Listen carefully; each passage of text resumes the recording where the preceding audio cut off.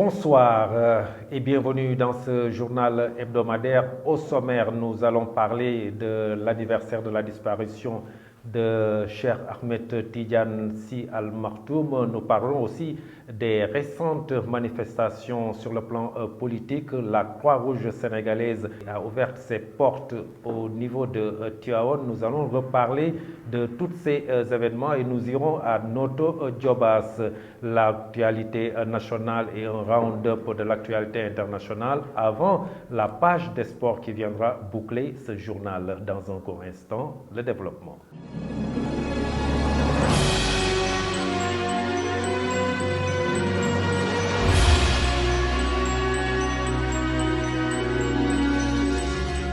Mesdames, Mademoiselles, Messieurs, bonsoir et bienvenue. Je vous le disais tout de suite dans le sommaire, nous parlons de la disparition de l'artiste Thione Ballago Seck qui s'en est allé à jamais. Il laisse derrière lui une famille éplorée et des fans et mélomanes inconsolables. Fatou Fall a recueilli les témoignages des Thiessois sur la disparition de ce grand poète. C'est une grande perte pour le Sénégal. C'est une grande perte pour le Sénégal en cette douloureuse occasion. Je salue la mémoire de cet immense acteur culturel qui a marqué plusieurs générations. Je présente mes condoléances émues et prie Dieu qu'il l'accueille au paradis. Je ne le connais pas personnellement, mais je sais que Thione Seck était d'une dimension exceptionnelle. Son image reflète une générosité profonde. Que le bon Dieu l'accueille au paradis.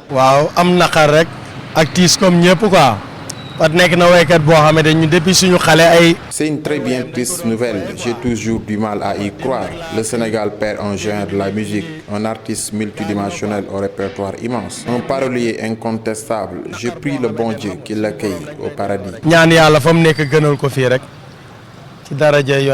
Et nous reparlons du décès de Serigne Cheikh Ahmed Tidiane Sy Al Maktoum. Voilà déjà 4 ans que disparaissait l'illustre homme. Rappelé à Dieu le 15 mars 2017, Serigne Cheikh avait 91 ans. Souvenir retracé par Mamadou Saturne Ndiol. Serigne Cheikh Ahmed Tidiane Sy Al Maktoum a vu le jour en 1925 à Saint-Louis du Sénégal. Il était le petit-fils d'El Hadj Malick Sy, le fondateur de la confrérie Tidiane au Sénégal et le fils de Seydi Ababakar Sy. Il grandit aux côtés de Serigne Cheibatoul Fall, Imam Moussa Niang et Serigne Alioune Gueye, entre autres. Ces derniers sont des compagnons de son père, Serigne Ababakar Sy. Il termine à 14 ans le cycle inférieur et moins des études islamiques et publie à 16 ans son premier ouvrage appelé Les vices des marabouts. Puis, plus tard, il sort L'inconnu de la nation sénégalaise, El Hadj Malick Sy. À la trentaine, il effectue son premier voyage à Paris où il a vécu pendant des années. Cheikh Ahmed Tidiane Sy Al Maktoum s'est invité dans le cercle restreint des scientifiques les plus émérites. Cela ne pouvait être autrement si l'on se rappelle que son homonyme est l'un des premiers théoriciens de la division de l'atome. Guide spirituel des Moustarchidines ou Al-Moustarchidat, Serigne Cheikh Ahmed Tidiane Sy célébrait chaque année le Mawloud au champ de course de Tivaouane. Il est rappelé à Dieu le 15 mars 2017 et a été remplacé à la tête de la confrérie par son frère Serigne Abdoul Aziz Sy Al Amin. 4 années déjà, les enseignements de Al Maktoum restent d'actualité.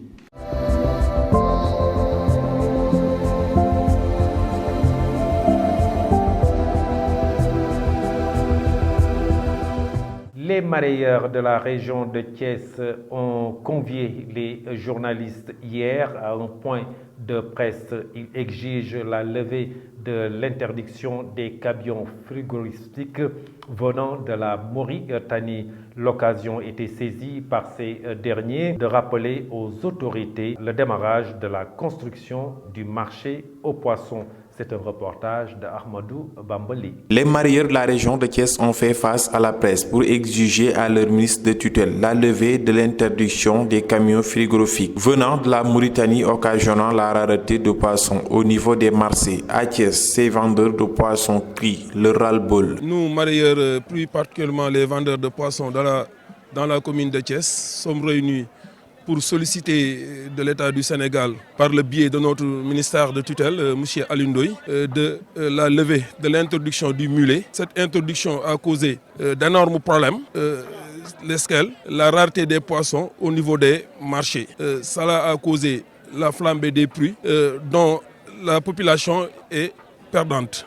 À cette occasion, ces vendeurs de poissons interpellent le chef de l'État. Nous voulons rappeler nos autorités que ce secteur joue un rôle très important dans les marchés et génère beaucoup d'emplois et participe au développement de notre pays. Nous interpellons notre ministre, mais plus particulièrement le président de la République, de ne pas écouter les gens qui les embarquent, de lui dire que ces produits inondent les marchés uniquement pour faire leurs affaires, plus particulièrement les industriels qui travaillent au niveau du port. C'est-à-dire que nous crions à haut et fort pour alerter nos autorités étatiques, plus particulièrement les populations, de lui dire que cela nous coûte beaucoup, très cher, pour l'introduction de mulets. Le marché aux poissons de Thiès qui tarde à démarrer ses travaux reste une vieille doléance des mareyeurs. Pour rappel, la construction de ce projet de marché aux poissons remonte il y a environ 5 ans.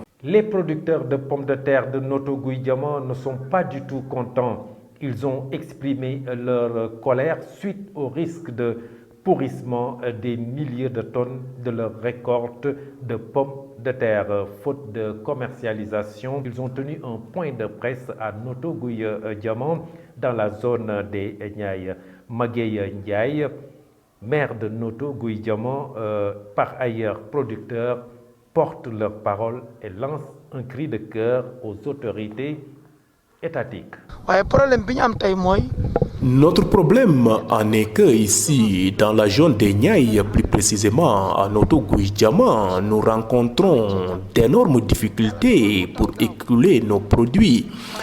Beaucoup de producteurs sollicitent l'aide des pouvoirs publics pour la distribution de chambres froides. De tels équipements aideraient à conserver la production pendant longtemps et à l'écouler progressivement. Et vous savez, en dehors de la mévente de la récolte, nous sommes confrontés aussi à une concurrence déloyale de la société indienne Senenja, qui s'active dans la production de légumes ici à Noto Gouye Diama. En tout cas, nous souhaitons que le ministère sénégalais du commerce, via l'agence de régulation des marchés, tienne la promesse de suspendre l'écoulement de la production de Senenja à partir du 20 mars pour permettre aux petits producteurs de mieux vendre leurs légumes. En plus d'une importante capacité de production, la société indienne dispose d'équipements adéquats pour une longue conservation de ses récoltes. Donc, Senenja est en train d'inonder le marché. L'association Diamant Noir And Sigil Der bu Ñuul, mise sur pied en 2020, fait son bonhomme de chemin. Ouverte à toute Sénégalaise de teint naturel, l'association met en valeur le teint noir et s'engage à lutter contre la dépigmentation, cause de nombreuses maladies de la peau comme le cancer. À ce propos, nous écoutons Absa Diagne, membre de l'association Diamant Noir. L'association Diamant Noir And Sigil Der bu Ñuul est bâtie sur les fonds baptismaux le 11e mois 2020 à Thiès. Elle est ouverte à toutes les Sénégalaises de teint naturel qui s'engagent pour la promotion du teint noir et la lutte contre la dépigmentation, cause de nombreuses maladies de la peau comme le cancer. L'objectif, promouvoir la solidarité entre les membres, sensibiliser sur les méfaits de la dépigmentation, favoriser l'entrepreneuriat féminin dans la lutte contre la dépigmentation. Les activités, séminaires de sensibilisation sur les méfaits de la dépigmentation, organisation d'émissions radio avec des experts dermatologiques sur les méfaits de la dépigmentation, vulgarisation des témoignages sur le cancer de la peau, défilé de mode mettant en exergue la beauté naturelle et promouvoir les crèmes cosmétiques alternatives aux produits pour la peau.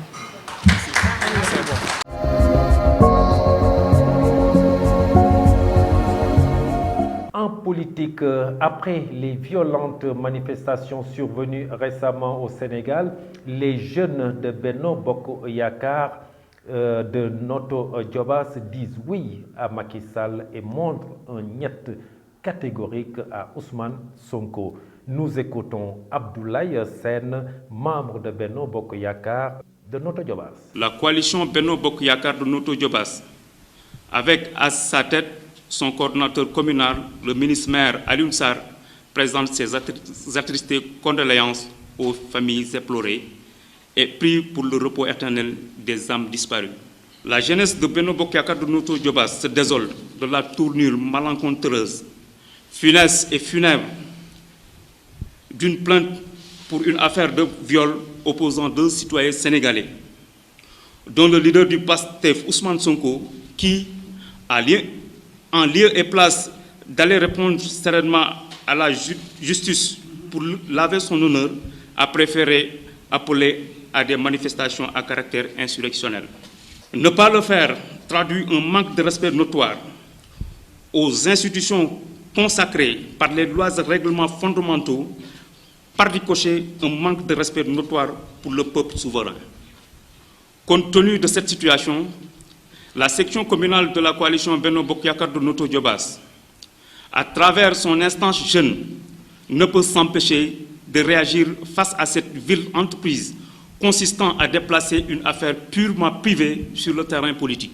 Nous lançons un vibrant appel à tous les Sénégalais en général, et plus particulièrement nos compatriotes jeunes, de ne pas tomber dans la supercherie de la machination d'un quelconque leader politique ou leader d'opinion qui doit à lui seul être responsable de ces ennuis judiciaires.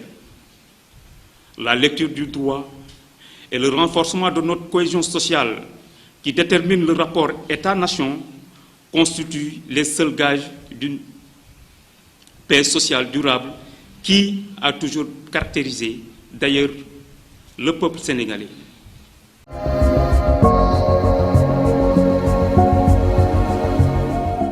La Croix-Rouge sénégalaise a procédé à l'inauguration du nouveau siège du comité départemental de Tivaouane. La cérémonie s'est déroulée dans la cité religieuse en présence du maire de la commune, Mamadou Diagne Sy de Tivaouane. Il promet à participer à l'équipement du dit siège. Mamadou Diagne Sy, maire de Tivaouane, que nous écoutons.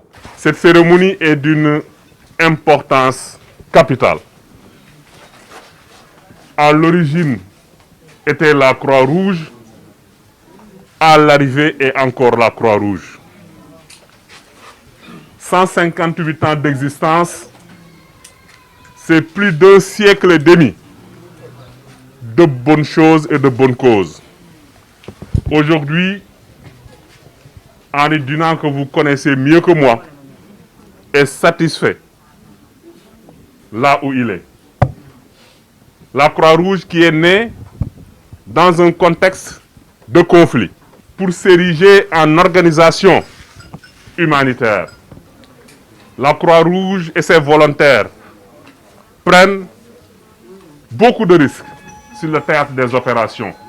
Mais moi, je puis vous assurer, vous avez parlé de subventions et autres, en tout cas pour les années à venir, nous tâcherons de vous aider à préserver ce joyau, mais également à l'équiper autant que nous pourrons.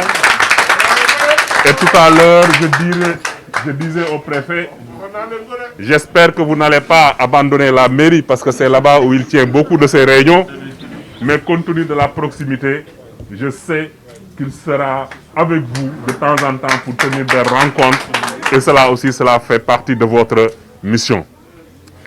Je suis heureux pour toutes ces raisons, pour Tivaouane, pour la population tivaouanoise, pour les volontaires de la Croix-Rouge, mais aussi pour le déroulement de cette cérémonie qui met aujourd'hui au devant de la scène 3 produits du ministère de la Famille, du Développement social.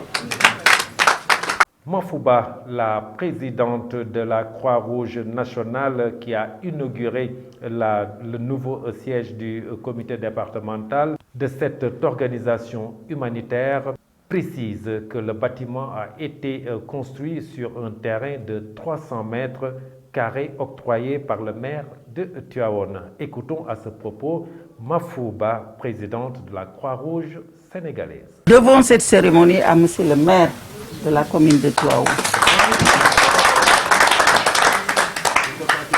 Dieu m'a accordé le privilège d'avoir posé la première pierre. Et une de ses responsables, l'honorable député Assou Khan, était présente parce que vous étiez absent, vous étiez contraint à d'autres activités. Mais elle vous avait dignement représenté. Donc nous devons rendre grâce à Dieu qui nous a permis d'être là aujourd'hui pour inaugurer ce joyau. Parce que la Croix-Rouge n'existe que quand elle est présente avec ses volontaires dans une enceinte, dans un environnement agréable qui puisse lui permettre de faire correctement son travail. Et vous l'avez permis, monsieur le maire. Vous l'avez permis et je reviendrai plus tard parce que vous faites partie des maires qui ont contribué à embellir l'image de la Croix-Rouge sénégalaise. Parce qu'aujourd'hui, monsieur le préfet, vous convenez avec moi qu'aujourd'hui, les volontaires qui sont nombreux à Tivaouane et qui squattaient, disons, des espaces non conformes à ce qu'ils faisaient pendant les gamous ou pendant les ziyaras. Aujourd'hui, ils ont leur siège. Ils peuvent se replier, ils peuvent se restaurer, ils peuvent être à l'aise pour mieux faire leur travail. Et nous parlons de la lutte contre le coronavirus. L'amicale des femmes de l'AIBD renforce les moyens de protection du personnel de l'hôpital Ahmadou Sakhir Ndiéguène de Thiès. Elles ont offert un important lot de matériel à l'hôpital de Thiès. Reportage Ahmadou Bambali. L'amicale des femmes de l'AIDB vient de faire un geste très apprécié par le personnel de l'hôpital Ahmadou Sakhir Ndiéguène de Thiès. En effet, un important lot de matériel composé de masques, des dons de KDO, de gel hydroalcoolique a été distribué ce mardi aux femmes de l'hôpital, déjà très conscientes et respectueuses des mesures de protection. Ce don, c'est en fait, on a préféré faire des bons. C'est des bons KDO. Donc, avec les bons KDO c'est en fait un groupement qui a beaucoup de tentacules. Hein. Il y a beaucoup de magasins qui sont agréés par KDO. Et là, elles auront largement le choix, n'est-ce pas, de choisir leurs cadeaux. Donc, c'est des cadeaux purement femmes. Hein. Donc, c'est des tissus, des produits de beauté qui sont vraiment destinés aux femmes. Et ça va leur donner un baume au cœur. Quand elles l'auront, elles se diraient, bon voilà, ça c'est pour moi. La femme, il n'y aura pas à partager. On a été un peu claniste, hein. On n'a pas voulu partager cette fois-ci pour que ça soit vraiment quelque chose purement féminin. Oui, il y a aussi des objets, en fait, je ne dirais pas des objets, des agendas hein, qui représentent la société AIBD. C'est aussi une occasion pour le personnel de l'hôpital par la voix de la gérante du Covid de remercier l'amicale des femmes de l'AIDB qui œuvre pour la bonne réussite de lutte contre le coronavirus. Ça nous fait un grand plaisir, mais ça nous réconforte. Parce que pratiquement les femmes ne se sont jamais lassées. C'est depuis 2020 qu'elles sont là. Elles n'ont jamais boudé parce qu'il y a des épouses, il y a des mères, il y a des sœurs, des responsables de maison qui ne se sont jamais lassées. Et jusqu'à aujourd'hui, elles sont là sur le terrain, qui se battent, qui se donnent à fond. Vraiment, elles méritent d'être félicitées. Dans cette période de crise sanitaire mondiale causée par la pandémie du coronavirus, l'amicale des femmes de l'AIDB invite le peuple à adopter les gestes barrières et à respecter les différentes mesures prises par le gouvernement dans la lutte contre la propagation de la COVID-19.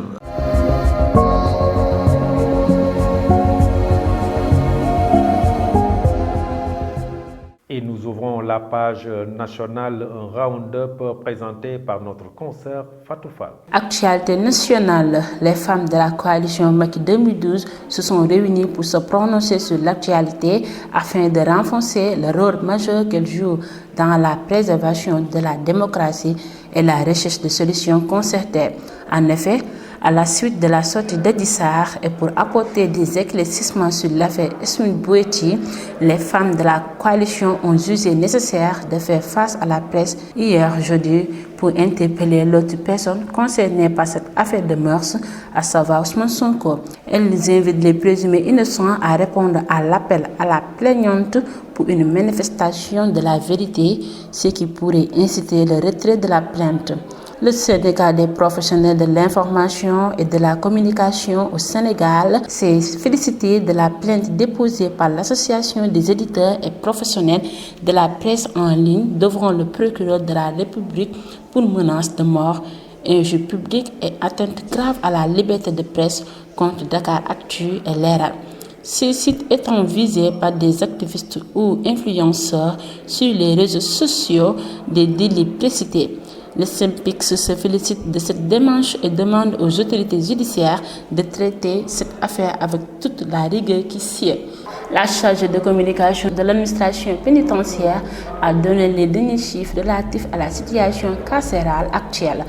Mariemba a révélé que le Sénégal compte au total 11 839 détenus à la date du 1er mars. Dans la Coire, il y a 6 198 condamnés, dont 6 030 hommes, 108 femmes et 60 mineurs, là où ceux qui sont en détention provisoire, c'est-à-dire en attente d'être jugés, s'élèvent à 4 941. Les mineurs prévus sont au nombre de 215. Ainsi s'achèvent les actualités nationales.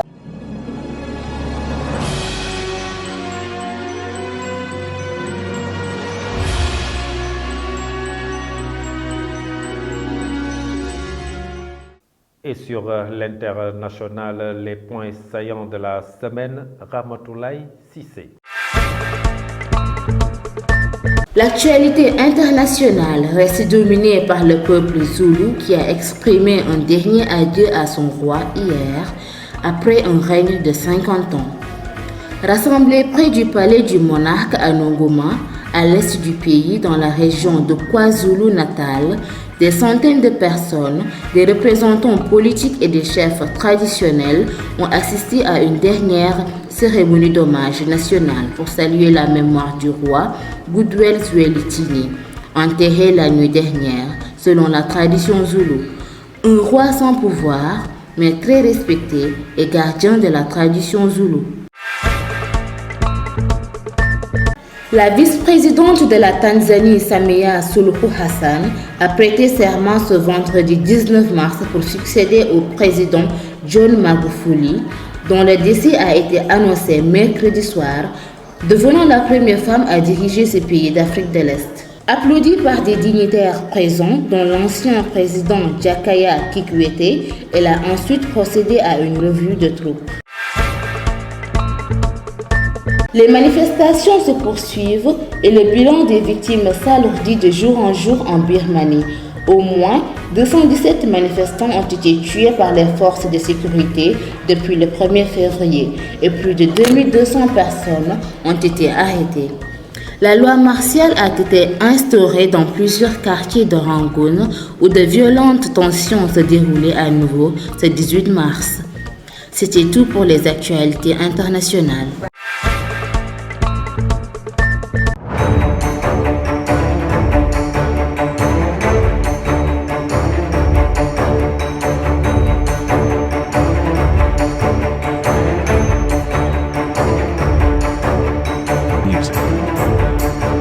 À présent, la page des sports. Nous attaquons avec la Ligue professionnelle au Sénégal, 11e journée en Ligue 1. matchs avancés. Ça sera déjà pour demain samedi. Dakar Sacré-Cœur reçoit Niar Tali qui sort d'une victoire la journée précédente. Tous les autres matchs sont prévus pour le dimanche avec le derby de la région Seneps Excellence contre Mbour Petite Côte au terrain du Seneps à Thiès. Au stade Djibril Diagne, le sommet de la journée, Génération Foot reçoit l'AS Douane et à Ziguinchor, le Casa Sport joue le Jaraaf de Dakar. Pour le compte de la Ligue 2 au terrain du Seneps demain samedi à 15h, Africa Promo Foot cherchera à sortir la tête de l'eau en recevant l'US Sport et en deuxième heure à 17h, Amitié Football Club jouera contre Renaissance Dakar, une rencontre à suivre avec beaucoup d'intérêt si l'on sait que les Thiessois ont la possibilité de jouer le podium. Cœur Major de Mbour se déplace à Fatick pour jouer le J Fatick. Le dimanche, Thiès Football Club qui sort d'une victoire importante se déplace à Amadou Barry pour rencontrer l'USO. Le leader, la Linguère de Saint-Louis, reçoit le Dakar University Club. Et à Fodewad, les Mbourois de Demba Diop reçoivent Sonacos de Diourbel. En National 1 poule A samedi, l'AS Cameroun reçoit Walidan de Thiès à Amadou Barry. Et le dimanche, le Kayor Foot reçoit Pépinière Sud au stade de Toubab Dialaw. Dans la poule B, l'US Rail reçoit Racing de Dakar le mercredi prochain au terrain des champs de course. L'Etix de Mboro se déplace pour jouer l'avenir de Mbaké le dimanche. Demain samedi, à suivre avec intérêt le match choc Agel Jeanne d'Arc de Dakar à Rufisque. Ligue des champions en Europe, le tableau des quarts de finale et des demi-finales est connu. Les finalistes de la précédente édition se retrouvent en quart de finale. Bayern de Munich, tenant du titre, 8 fois vainqueur de ce trophée, retrouve le Paris Saint-Germain, médaillé d'argent. Le Manchester City, éliminé en quart de finale en 2019-2020, retrouve le Borussia Dortmund, demi-finaliste et qui était éliminé par le Paris Saint-Germain. FC Porto éliminé dès le troisième tour des qualifications dans la précédente édition a comme adversaire Chelsea qui était éliminé en huitième de finale par le Bayern de Munich. Le Real de Madrid, 13 fois vainqueur de ce trophée, éliminé en huitième de finale l'édition précédente, a comme adversaire le Liverpool, 6 fois vainqueur de ce trophée et éliminé en 2019-2020 en huitième de finale contre Manchester City. Que de belles affiches, des matchs de retrouvailles mais aussi des matchs entre équipes qui ont soif de trophées. Les quarts de finale aller sont programmés les 6 et 7 avril et les manches retour les 13 et 14 avril. Le tableau des demi-finales s'établit comme suit. Vainqueur Bayern de Munich, Paris Saint-Germain contre vainqueur Manchester City, Dortmund. Et pour la deuxième demi-finale, vainqueur Real Madrid, Liverpool contre FC Porto, Chelsea. Les matchs sont prévus le 27-28 avril pour les phases aller et le phase retour les 4 et 5 mai. Retenez que la finale est prévue le 29 mai à Istanbul. Et ceci referme ce journal hebdomadaire que j'ai eu l'honneur de vous présenter. Merci de l'avoir suivi. Passez une excellente fin de soirée. Au revoir.